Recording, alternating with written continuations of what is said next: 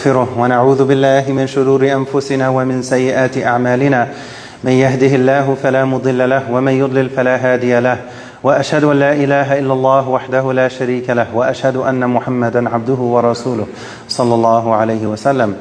يا أيها الذين آمنوا اتقوا الله حق تقاته ولا تموتن إلا وأنتم مسلمون. يا أيها الذين آمنوا اتقوا الله وقولوا قولا سديدا يصلح لكم أعمالكم ويغفر لكم ذنوبكم ومن يطع الله ورسوله فقد فاز فوزا عظيما. أما بعد. The Prophet, he mentioned sallallahu alayhi wa sallam that he was sent as a teacher. إِنَّمَا بُعِثْتُ مُعَلِّمًا. That's the role. Every teacher has a subject they specialize in. And he mentioned that specific subject he was sent to teach. He mentioned that he was sent to perfect good character. Sallallahu alayhi wa sallam. إِنَّمَا بُعِثْتُ لِأُتَمِّمَ مَكَارِمَ الْأَخْلَاقِ. The role of the teacher and the subject of character. Alayhi salatu wasalam. The most difficult job that anyone can have is that of a parent. Parenting, especially these days in this society, as Muslims, every one of these layers makes it more and more and more difficult, more and more challenging. It feels like we're looking up at this giant mountain, and the feeling is that we need to try to climb that mountain in one leap. Of course, that's not realistic, that's not possible. That actual idea is not logical, it doesn't make sense, but the point is the feeling is overwhelming. When it comes to the approach of prophetic parenting, we find an integral ingredient, which is that of listening. Being an active listener as a parent to our children. And this teaches us something extremely important. If we want our children to listen to whatever quote-unquote subject we're trying to teach them, we need to first be willing to listen to them. There has to be a dialogue. There has to be a discussion regarding different things. There's no question there's a need for there to be red lines and boundaries, non-negotiables. There's no question about that. Even regarding those non-negotiables, we have to approach those discussions with them with incredible wisdom. And a person may think, well, how can you approach a non-negotiable subject with your child as a discussion? Isn't it very point blank? Isn't it very clear regarding whatever the issue is? This is halal, this is haram. There's no ifs, ands, or buts regarding it. Quantitatively, that may be true, but qualitatively, we still have to approach these topics with wisdom with our children. A very good example of this that hits the nail on the head is that of Prophet Ibrahim alayhi salam. He receives a command from Allah, which is non-negotiable. But look at how he approached that topic with his son. We're reminded of this every year when Hajj season comes around, which was not too long ago. He has this vision, he has this dream. Pick apart how he approaches that topic of discussion with his son. The first thing he does, he addresses him with love. By the way, this dialogue, this discussion, and all the beautiful points and gems we can take from it, this doesn't happen without a pre-existing healthy relationship between the father and son. We can learn a lot about the parenting philosophy and approach of Prophet Ibrahim alayhi salam. When you look at this ayah, and we can infer certain things based on this ayah, how he must have been communicating with his children before this test happens, before this trial arises. The first thing he does when he approaches his son, he addresses him with love. Again, prophetic parenting. Ya bunay. With context brackets, you can translate this as, "O my beloved son." We heard some beautiful ayat from Surah Luqman, from our beloved Qari. May Allah bless him and his family always. Ameen Rabbil Alameen. How does he address his son? Luqman is not a prophet, yet he's still known as Luqman al-Hakim, Luqman the wise. How does he address his son? Ya bunay. Over and over and over. My beloved son, my beloved son, my beloved son. Prophet Ibrahim, he goes and he tells his son. First he addresses him with love, kindness, care. Just from this initial term that he uses, look at how he addresses his son, how he's speaking with him, how he's communicating with him. He's not yelling at him. He's not forcing him to do anything. He's communicating with him. He's not communicating at him. He's having a discussion. He understands this is non-negotiable. But look at his wisdom. Look at the prophetic parenting. Look at how he addresses his son. Ya bunay. Are we addressing our children with love, kindness, and care? Or do we show up and we tell them, do this and don't do that, and that's it? If that's a person's understanding of parenting, they're doing 1% of what's necessary for parenting. That's an important 1%. The other 99% has to do with your qualitative relationships with them. How are you speaking with them? How much time are you spending with them? Are you telling them you love them? Are you showing them you love them? All of these ideas are prophetic in nature. All of these were displayed by our beloved Prophet ﷺ. When he's playing with his grandchildren and he kisses them, and there's a man who's there and he's astonished. He asked the Prophet, "You kiss your children? You kiss your grandchildren?" The Prophet is astonished at him being astonished. The Prophet's amazed. Put yourself in the Prophet's shoes, alayhi salatu wasalam. How many children has he already lost before this? So then when he has grandchildren, there's an extra special and deep love he has for them. He's playing with them. He's kissing them.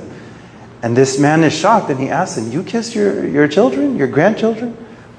And the Prophet responds, "Whoever doesn't show mercy will not be shown mercy." The Prophet's teaching him, as a parent, you have to do your part first.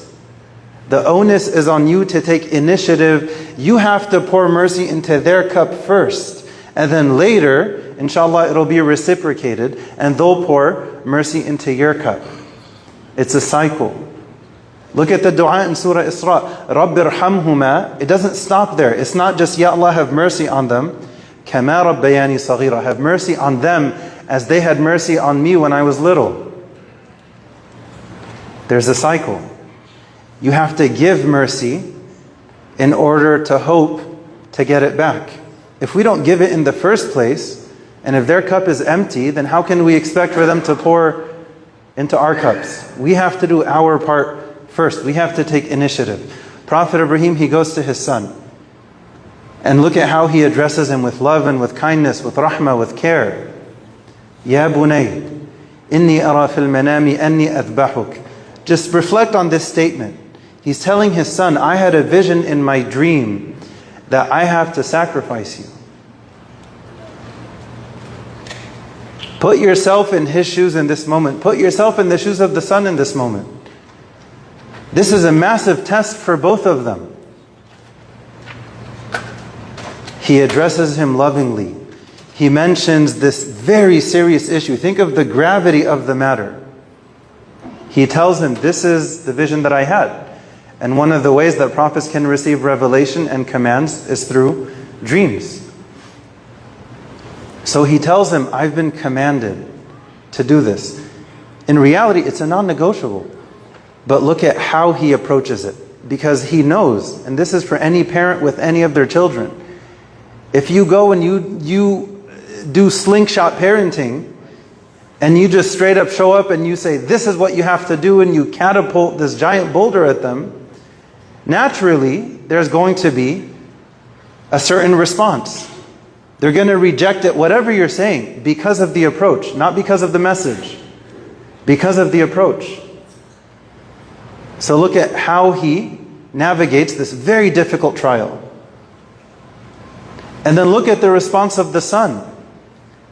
قَالَ يَا أَبَتِي. How did the father address the son? With love, with care, with respect. How did the son respond to the father? With care, with love, with respect. Who addressed who first? The father addressed the son. The parent addressed the child. How did they address the child? With mercy. And then what came back around? Full circle. That's the same way, with that same love, kindness, and respect, how the child responded to the parent. هَلْ جَزَاءُ الْإِحْسَانِ إِلَّا الْإِحْسَانِ. We have to produce good as best we can in order to receive it in return. This deen is a deen of work. It's a deen of effort. It's a deen of standing up and taking steps towards making positive changes within yourself, within your family, within your community, and greater society. But step one is always to look internally first. To scan, run that virus scan on your own heart first, before you even think of anyone else, within your family or outside of your family. How does the son respond? Ya aba tif'al ma tu'mar. Oh my beloved father. Again, context brackets. Do what you have been commanded. He understands what it means when his father, a Nabi, a prophet, a messenger, tells him, I had this dream. What's the response of the son? Do what you've been commanded. Satajiduni insha'Allah min as-sabirin. Insha'Allah, I'm going to try my best to be patient.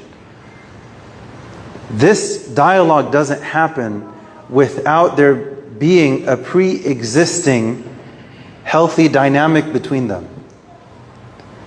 When you look at the advice, the incredible advice, parenting advice, fatherly advice that Luqman al-Hakim is giving to his son, the most incredible thing about this entire passage to me is the implication is that the son is listening. The son is listening and absorbing, taking it in, soaking it up like a sponge. You don't find any response from the son. The entire time the father is speaking. The implication is the son is listening. That doesn't happen if the father himself is not an active listener before that. We have to try our best to, again, parenting is the most difficult job in the world. I say this as a parent.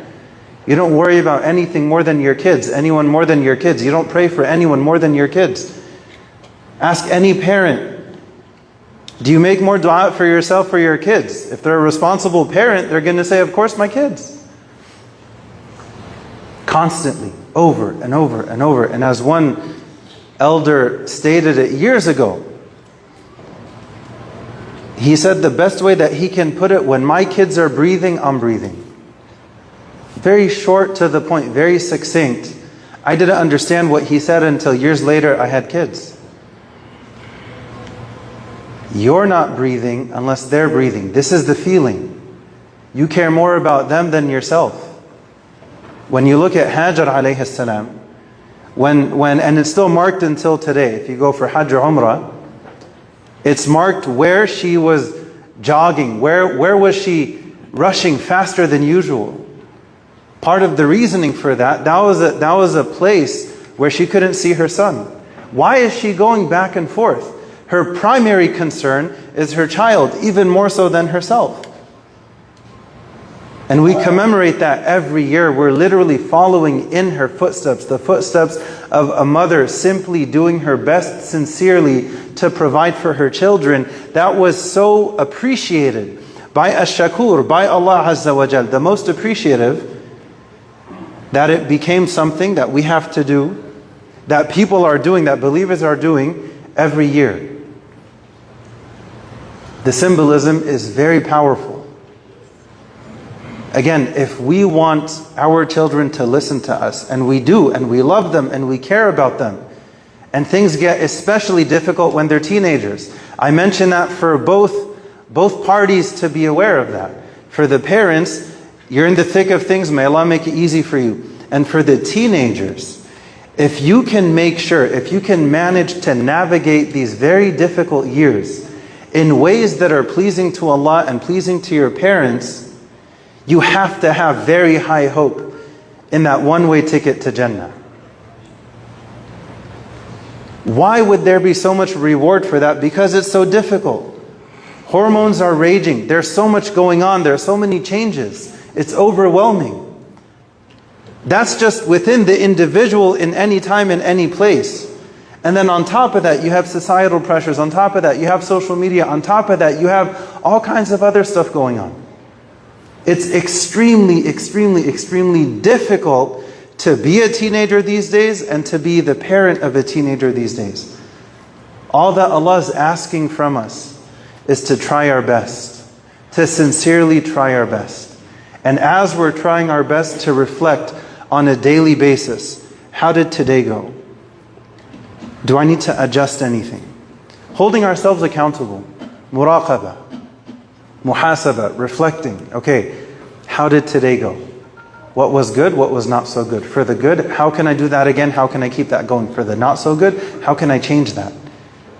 Oftentimes there end up being heated arguments between parents and their kids when they're teenagers especially. Is there any apology after that? From either side. Of course, a lot of it does tie in with, well, who started it, right? Who caused it? Aside from that detail, there has to be a general process of reflection. What happened? Why did it happen? And now is there anything that needs to happen to fix that, to remedy that?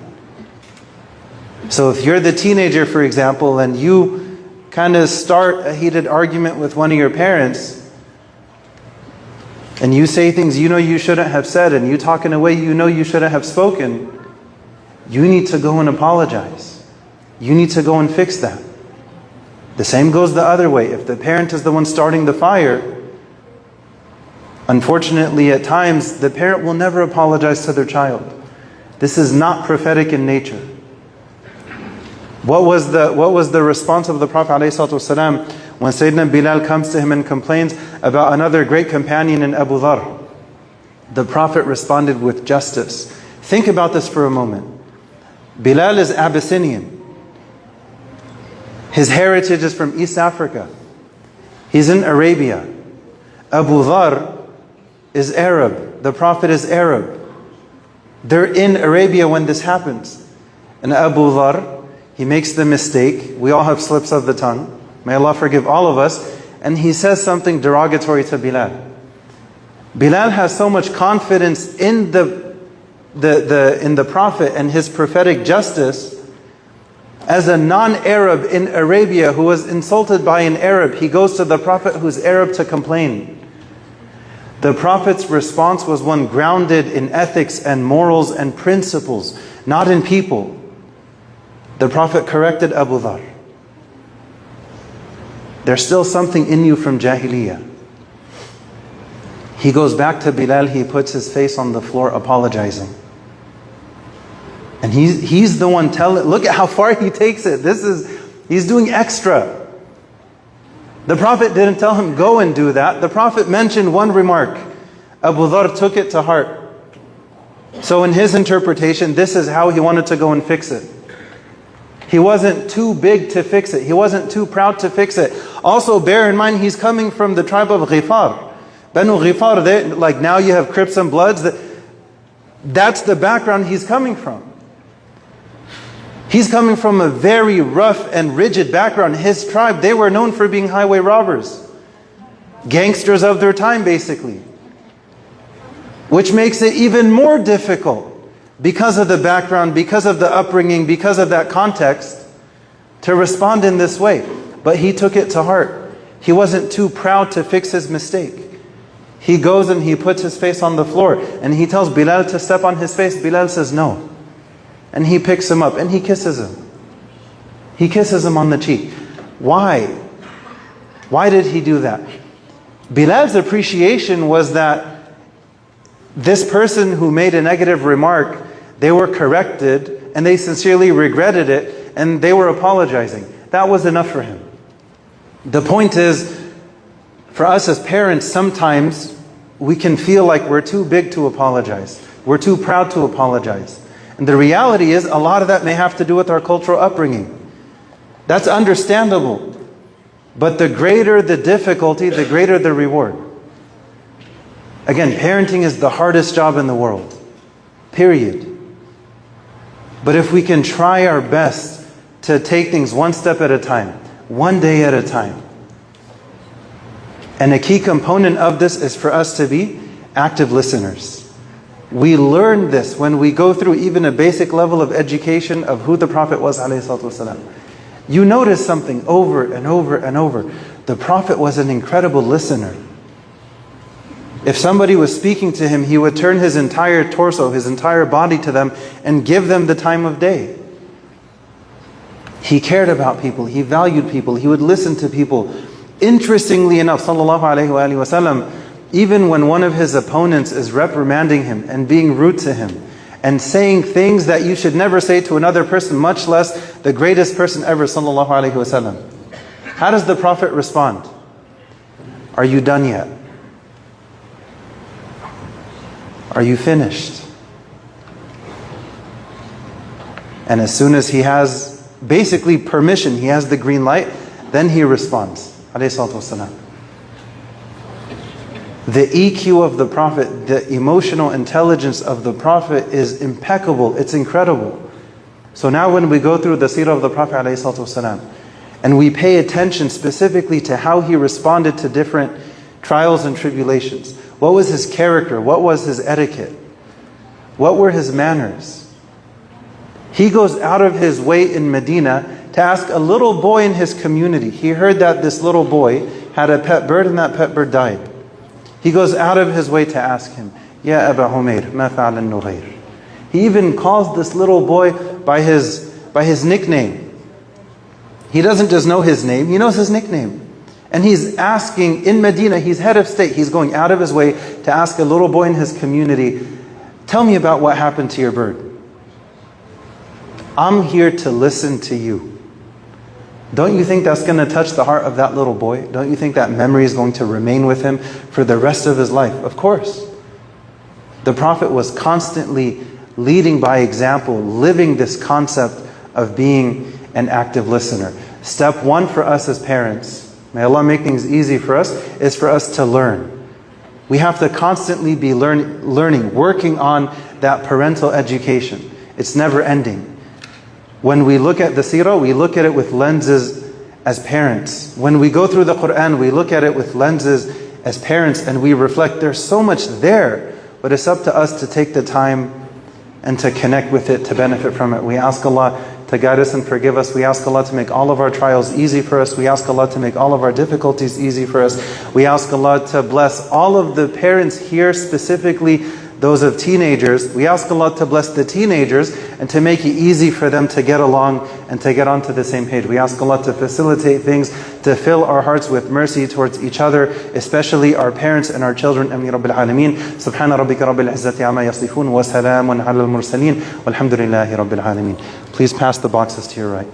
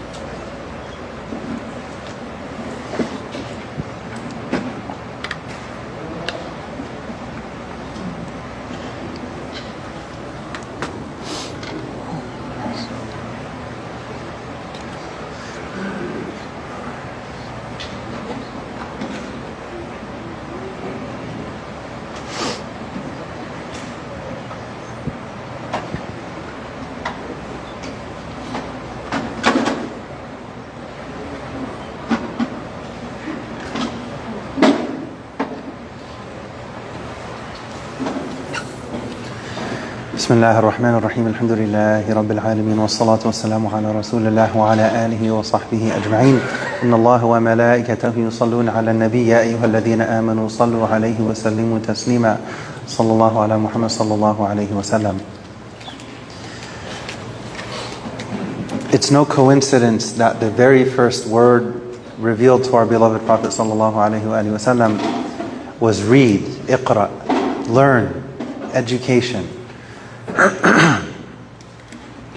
The one dua that we find in the entire Quran in which Allah teaches us to ask Him to increase us in something specific. You have many general du'as, but this one is specific.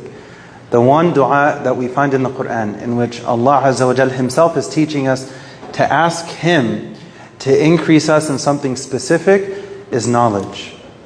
Rabbi zidni ilma. My Lord, increase me in knowledge.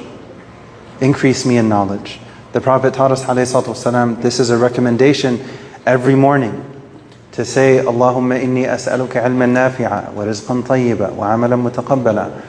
The first thing mentioned is knowledge. Oh Allah, I ask you for beneficial knowledge. We also find from the Prophet, we find him asking Allah, seeking refuge in Allah from knowledge that's of no benefit. A good example of this is gossip. There's no benefit. Don't waste your time. If we don't use our time wisely, then the natural result is the opposite. If we're not using it wisely, if we're not investing it wisely, then chances are we're wasting it in ways that we shouldn't waste it. Step one is education. First we have to learn, and then we have to live. Because we have to learn how to live. We have to learn what to do and how to do it. Knowledge, by default, is a prerequisite to action. And when both are combined together, this is in reality what we're asking Allah for 17 times a day. When we ask Allah, Ihdina sirat al-mustaqim, guide us down the straight path, the path of those who you have favored. Who are those who Allah has favored? Those who had knowledge and they put it into practice. The best example, the pinnacle of this is the prophets and messengers. Time and time again we're asking Allah to guide us down the straight path. If there's knowledge and no practice, maghdubi alayhim, then we earn Allah's anger. And if there's practice with no knowledge, then we end up going astray, ad-dallin. Time and time and time again we're asking Allah for both, for knowledge and for practice. It's no coincidence the first word is a word tied in with education. And the one dua that we find in Surah Taha, in the entire Quran, it's in Surah Taha. When we ask Allah to increase us in something specific, it's related to knowledge. I want to conclude by mentioning that I'm here today on behalf of Ihsan Foundation for West Africa, and we have many programs related to education. I'll just give you one glimpse, one ray of sunshine, and I hope and I pray that the community takes it and runs with it. At the end of the day, it's in the hands of Allah Azza wa Jal. $20 will cover the expenses for a child related to their education for an entire month. Compare that to education in this country, tuition in this country. A little bit can and will go a long way. And the Prophet taught us ﷺ to never underestimate. You actually find encouragement. The Prophet is teaching us, the Prophet taught us ﷺ, give charity even if it's part of a day. Nowadays, that's like saying give charity even if it's part of a penny. It's like, well, how do you give part of a penny? That's not the point. The point is, can you give something, anything? When we invest in others, Allah invests in us. This is a fact. This is a promise from Allah and His Messenger, but it's up to us to do our part. When it comes to parenting, step one is education. And then step two is implementation as best we can. There are still going to be ups and downs. But if we want to benefit, to truly benefit from the example of our Prophet ﷺ, we have to have the intention. A person can go through the entire Quran, they don't benefit. They can go through the entire seerah of the Prophet, they don't benefit.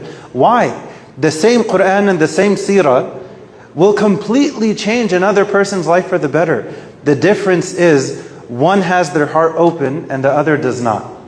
We have to open our hearts to receive that light, to benefit from it, to become nourished by it. That's up to us. We ask Allah to open our hearts. We ask Allah to guide us and forgive us. رَبَّنَا آتِنَا فِي الدُّنْيَا حَسَنَةً وَفِي الْآخِرَةِ حَسَنَةً وَقِنَا عَذَابَ النَّارِ. We ask Allah to guide our youth and protect them. We ask Allah to guide our children and protect them. We ask Allah to have mercy on our parents as they had mercy on us when we were young. We ask Allah to help us to connect with this dua and to make this dua frequently, whether our parents are alive or whether they've passed away. رَبِّ ارْحَمْهُمَا كَمَا رَبَّيَانِي صَغِيرًا آمين رَبِّ الْعَالَمِينَ. We ask Allah to give us peace in our homes. We ask Allah to give us happiness in our homes. We ask Allah to give us rahmah, mercy, compassion, kindness in our homes. We ask Allah to fill our homes with abundant peace and tranquility.